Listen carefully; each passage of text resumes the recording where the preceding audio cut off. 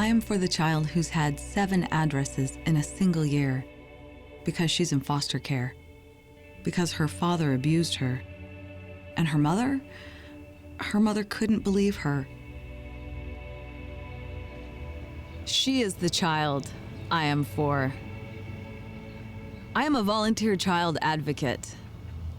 I am you. Florida residents call toll-free 866-341-1425. This show is brought to you by Boricua Beer, coming to your local retailer in September.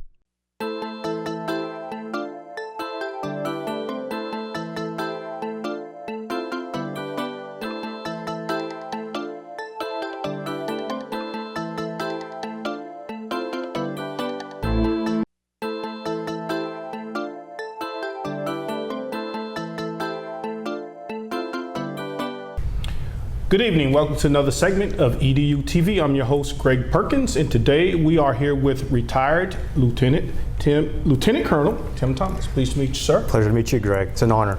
Okay. Today we're going to talk about the Army ROTC program. Our soldiers do a lot for our country to protect us, and they also do a lot of things within the educational system to help guide some of our youth down some career pathways that they may not have considered before.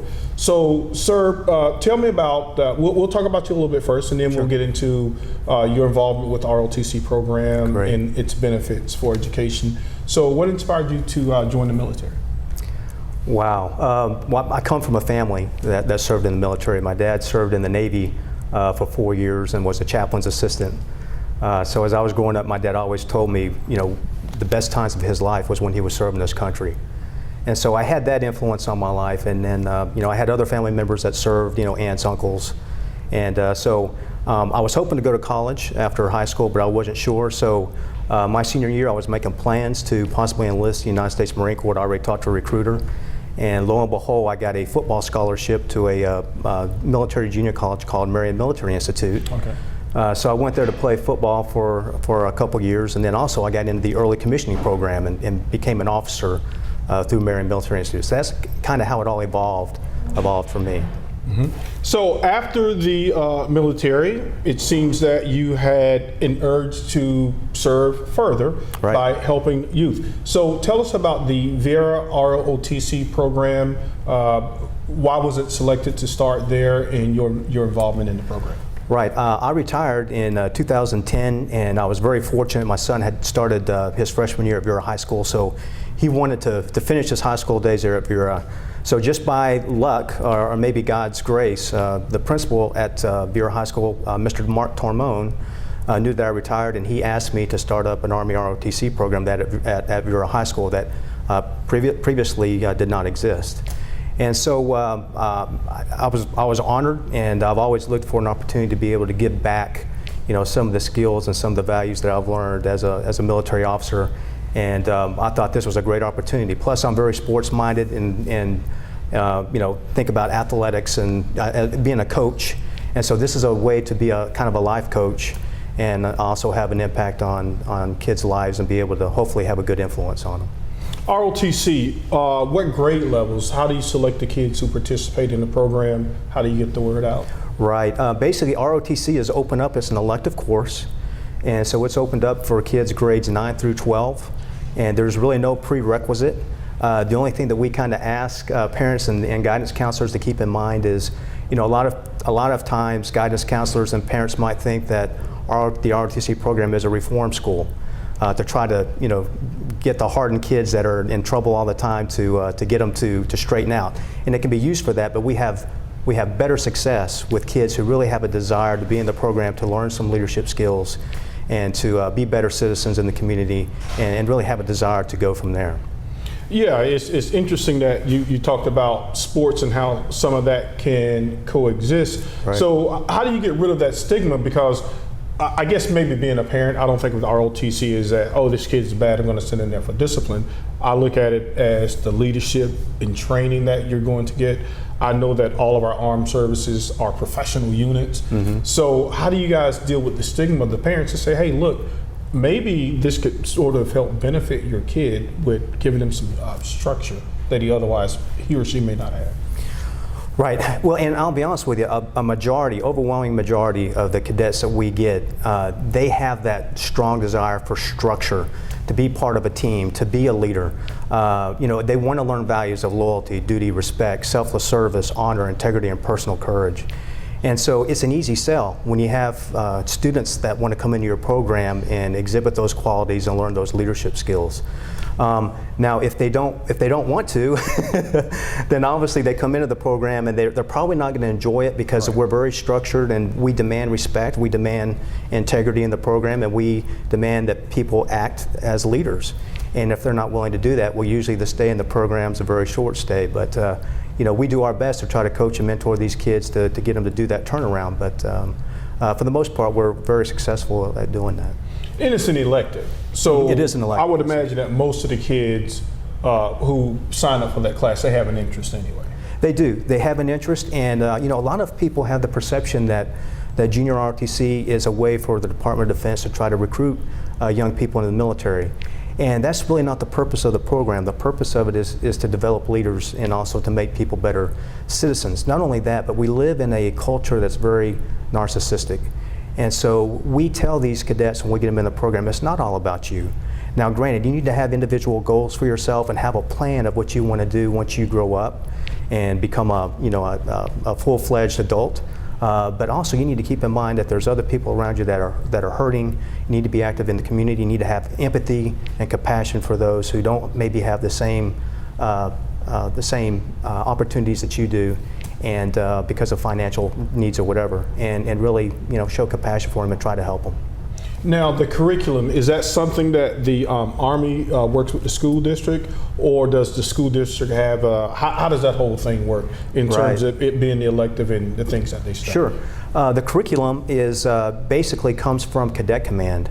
And so it covers a variety of subjects from communication skills, and communication is one of the tough skills that all of us have a hard time learning.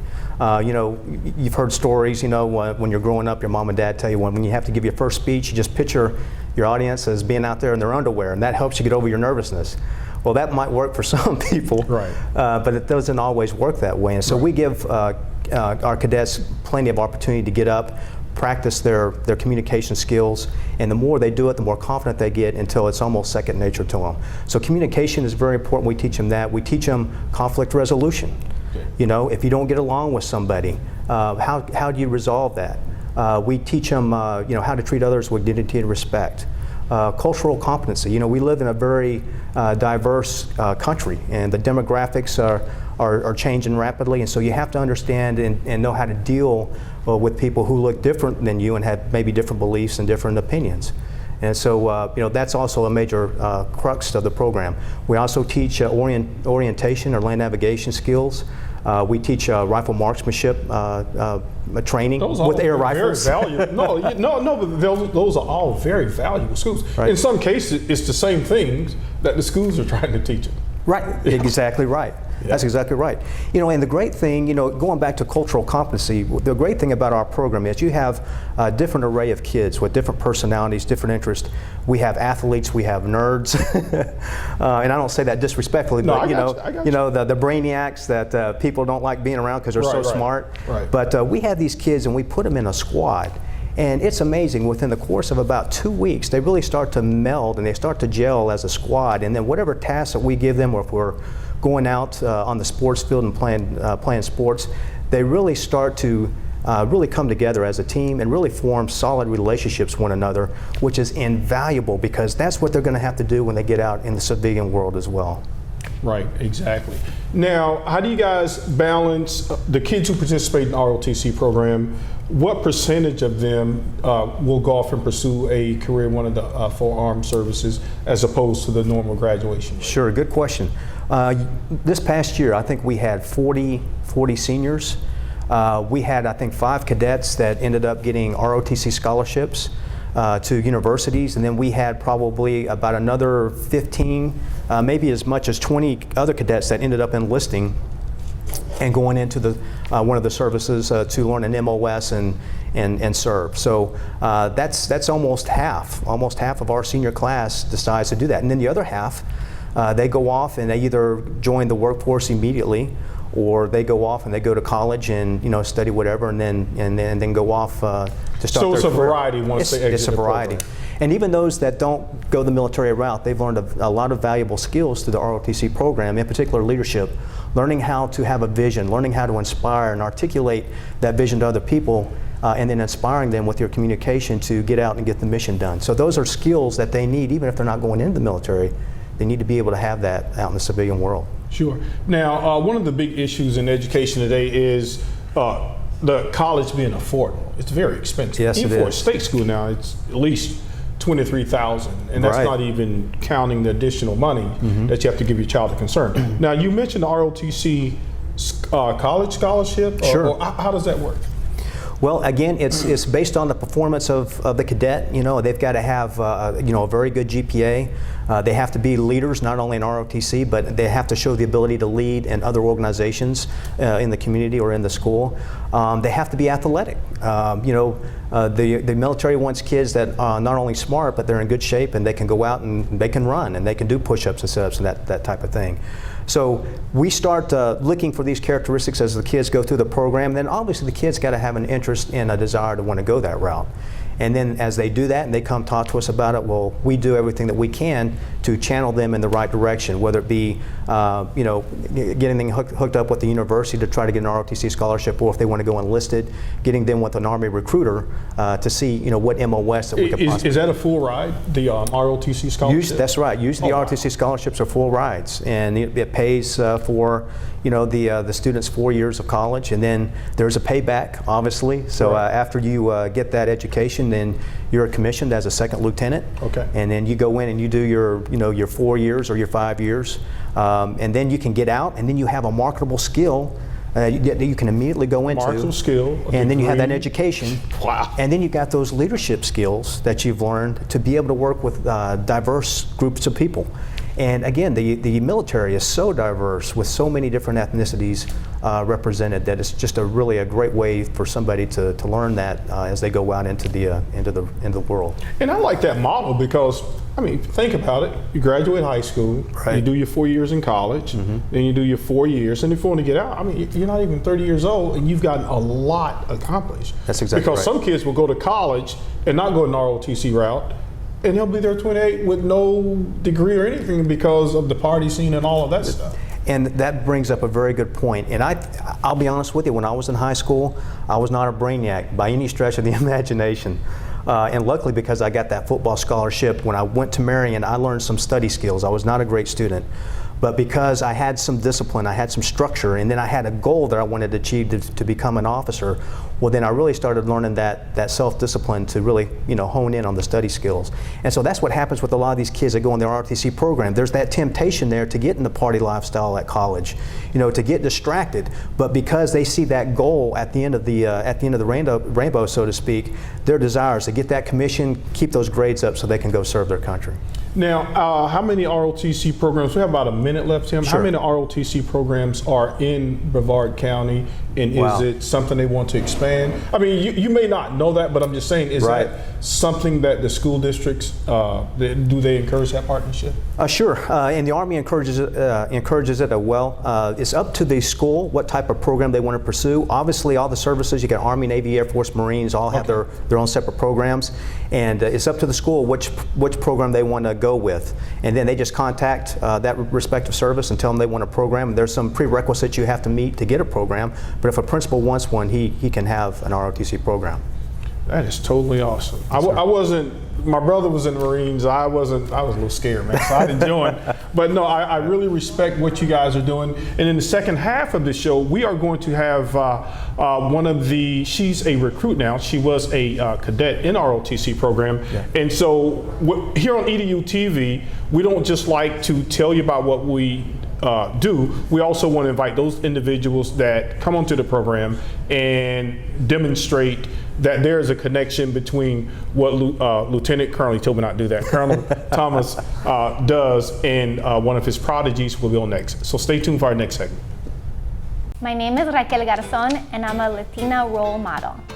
My advice to you is to always be yourself, be authentic, and to do always what you believe is the right thing. Hi, my name is Jennifer Cooper and I'm a Latina role model. If you want to do what I did in my life, you want a success for your life, stay focused. Don't stop believing in yourself. Write down your goals and I will see you at the top. This show is brought to you by Boricua Beer, coming to your local retailer in September. Welcome back to the second segment of EduTV. And again, we like to bring parents on this show, everything K-12 education. So our first segment, we had Lieutenant Colonel Tim Thomas. And not only do we like to talk about who we are, what we do, we also like to bring the real people on here. So I became inspired to bring Colonel Thomas on this show because when I met Christy Garrigas, welcome to EduTV. Thank you, it's nice to be here. When I met her, she was talking to me with all of this confidence. And a lot of high school students won't engage adults like that. And I asked her, I said, where'd you get this confidence from? And then she began to tell me about her high school career, in that she was part of the ROTC and that she attributed a lot of her confidence to that. So am I accurate with all that information? Yeah, you're accurate. I didn't really have a lot of confidence until I was part of the ROTC program. I feel like it built me to be a stronger leader, definitely, for sure. Okay, and how long have you been in the ROTC program? Did you join this year? Well, last year, because you just graduated high school. So how long were you in the ROTC? I've actually only was in the ROTC program for 2 years, but I doubled up on classes my senior year because my first year, I fell in love with it instantly. It was great, and I felt at home in the program. So I doubled up this year and I got my 3 credits in ROTC. That way it could help me be promoted when I leave for the Army. Okay, so you were just maybe hanging out one day at high school and someone said, hey, we have an ROTC program. So tell me how you developed that interest to join. Actually, I was sitting in my science class and Lieutenant Colonel Thomas was my substitute teacher. And I remember that day I was wearing my basketball hoodie and he asked me if I played basketball, and I told him that I no longer played basketball. And he said that I look like an athlete and that I should consider joining the Raider team, which is one of the extracurricular activities in ROTC. I instantly was interested, and I did join the program actually that semester. And the next year, I was a Raider, and I loved it. It was one of my favorite parts of ROTC. Oh, okay. Yeah, because when I was talking with Colonel Thomas, he was telling me that ROTC is part academic and it's also part sports. Mm-hmm. So the Raider program, tell me about that program.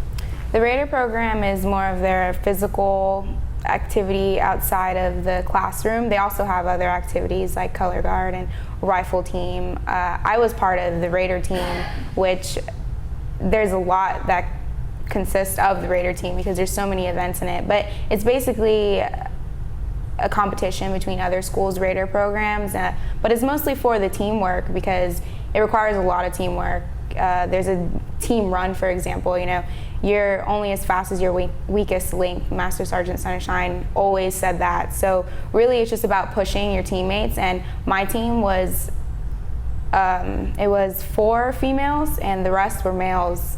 So it was hard, it was challenging, but it pushed me physically. I was never in the shape that I was in until I joined ROTC. Oh, wow. So in addition to getting the discipline, the leadership training, there's also a physical competitive component, which can be a substitute for your traditional sports in high school, like basketball, football. Yes, yes. We also do PT on Fridays, and the whole program, we do physical stuff as well. But if you want the extra stuff, the Raider team's great. Even if you don't want to be part of the Raider team, they always tell people you can go out there and exercise with them. And we have people that do that and don't compete, but just come out with us because it's totally different when you're working out with other people motivating you. So it helps you reach your goals. Okay, so a person like me, right, who probably could use a little exercise, I could come out and work out with the Raider team? Yeah, you could. Yeah, not for long. As long as, sign your paper. If you get injured, you cannot sue the school. You're okay. Okay, great. The Army. Now, you just graduated and you're going to be leaving pretty soon, correct? Yes, I leave in 2 weeks. I leave July 27th. Okay. Do you know where you'll be assigned? I will be going to Fort Leonard Wood, Missouri. Okay. Yes. Now, tell us about that for the people who don't know. How long is the initial training?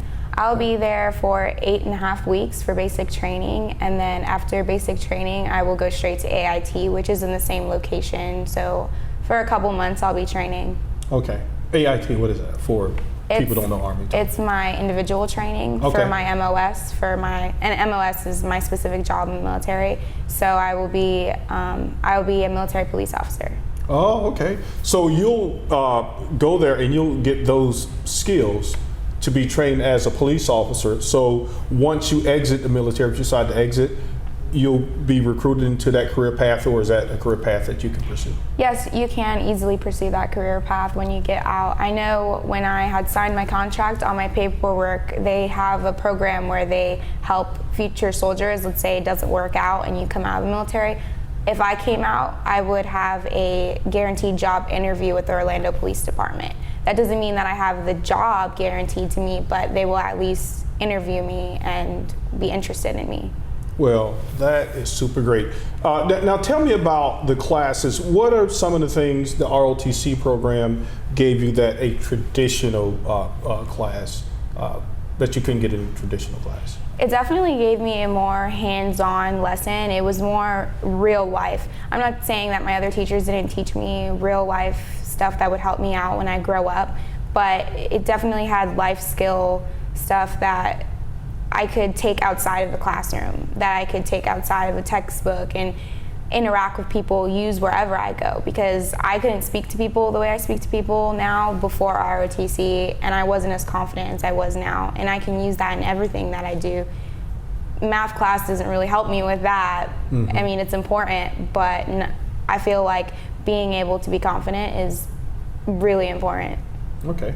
Now, you are a young lady, and sometimes I watch a lot of news, and a debate comes up about the female's role in the military. Mm-hmm. So now I may be wrong, but women can't fight on the front line. No, they can't. Okay. So do you have a particular point of view on that, or? I feel I'm the type of female that when people tell me that I can't do something, I want to show them that I can do it. But that's one of the things that I wouldn't do. I don't feel like women should be on the front line, but I should feel that they should be given the opportunity to be a leader. But now they're opening up possibly the schools. They're doing it now as like a test run to see if they can open up the front lines. I feel like going to the school is good, but I wouldn't want to actually pursue that. I would take the opportunity to go to the school and to be able to say I completed the school. Right. But I wouldn't be on the front lines. I just feel like women are made differently than men, and there's a lot of things that go into that. And especially if they're captive, Yeah, I'm sure there's some women that can definitely outdo a man in a lot of things, but for the most part, I don't think that women should be on the front lines. Yeah, because you would definitely beat me in that Raider training right now, I tell you. Okay, now, how did you decide Army versus Navy, Marines?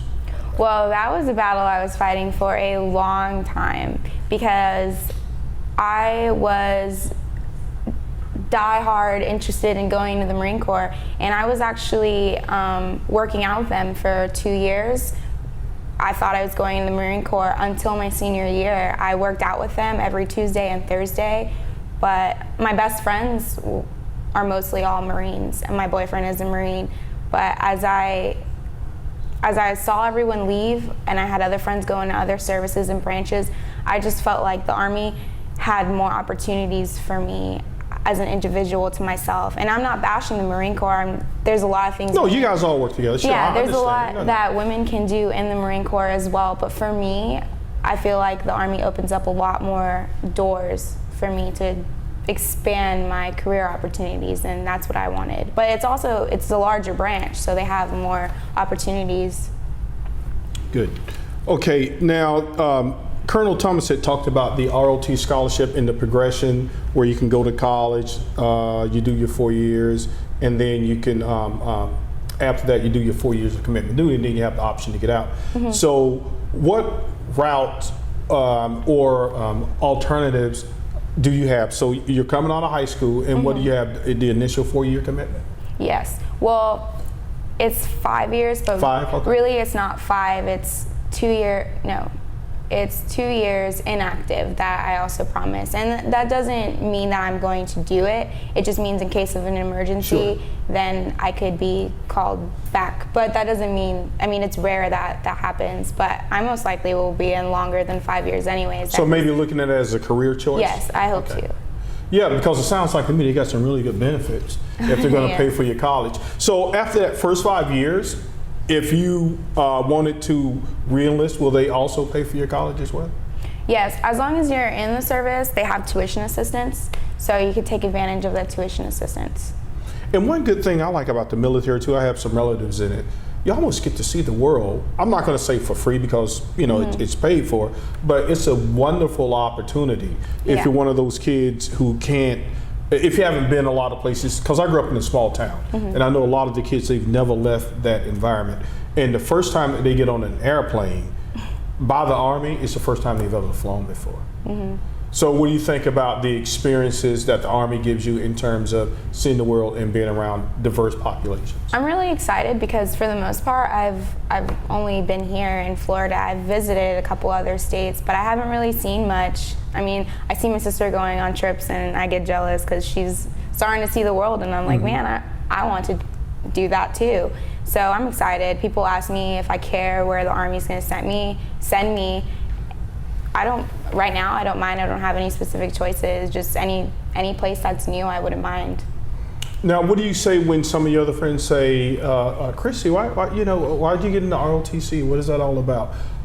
Are you able to tell them, say, hey, here are the reasons why, here are the advantage of this? What do you say when one of your friends comes up to you and asks you why you chose that path? Well, for the most part, all of my friends are in ROTC, so they don't really. So it's a family. Yeah, it definitely is. So I don't really get that question often. Most of the time, if I meet someone and they're like, "Oh, you're in ROTC, how is it?" It's awesome. It's a whole nother family. I thought I had good friends before. I was entirely wrong. When I became a part of ROTC, those friends really stuck with me. I feel like those are friends that I can have for a lifetime compared to just being a regular high school student, going out to parties, those temporary friends. The friends that I have now, they're all gonna go somewhere, and we're all so close.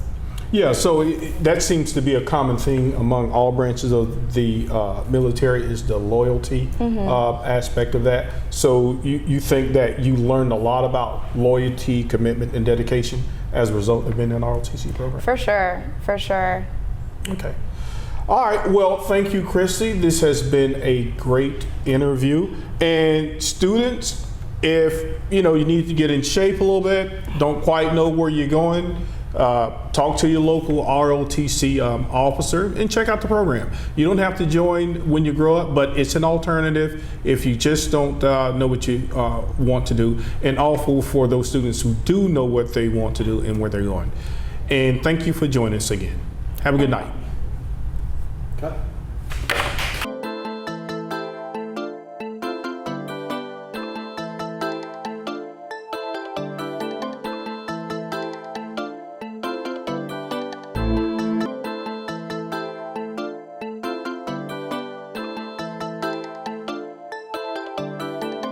This show is brought to you by Boricua Beer, coming to your local retailer in September. Are you proud to be Hispanic? Hispanics in Florida now have the first Hispanic car license plate in the United States. Be a proud Hispanic. Put the Hispanic plate on your car. I want to be a doctor. I want to be a scientist. I want to be an engineer. I want to be a police officer. I want to be a professional dancer. By getting the Hispanic plate for your car, you will support scholarships and community programs. Call now or visit HispanicAchievers.org. My name is Nilmarie Zapata, and I am a Latina role model because I believe that you can overcome any circumstances that come in your way and be the best version of yourself. Hello, I'm Sandra Rivera, and I'm a Latina role model. Whatever your struggles are in life, whatever you don't have or don't have access to, don't use that as an excuse for not pursuing your dreams and moving forward. Get out of your own way and get out of your comfort zone, and you will be amazed at the growth that you will experience.